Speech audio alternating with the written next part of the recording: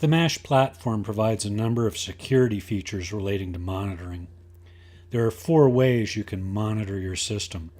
Of course, there's self-monitoring, not always practical perhaps. There are 2 forms of peer-based monitoring. You may have your neighbors in an SSP deployment doing your monitoring for you, or you may have just created some number of additional user accounts for friends and family, folks who have Android devices and can do monitoring for you. But this isn't necessarily appropriate for larger, more secure sites. In this case, you'd want a professional or enterprise class of monitoring available to you. So that's why the monitoring bundle and monitoring service component were produced.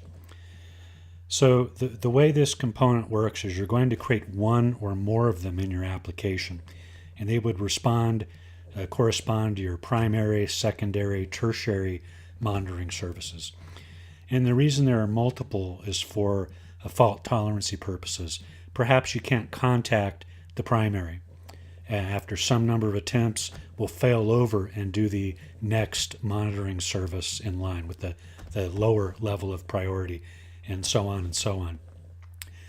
Now, of course, the system won't automatically invoke the monitoring service when, say, a building is faulting, because this could just represent the user walking up to their front door, unlocking it, and walking inside the house.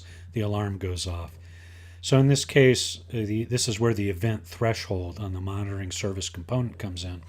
It's only after some number of events, the same event has occurred, that the monitoring service component will be invoked. And of course, we'd be invoking this on an HTTPS connection for confidentiality, and we would submit something like a username and password. With every monitoring service component is an associated monitoring account. This is a user account in the monitoring role.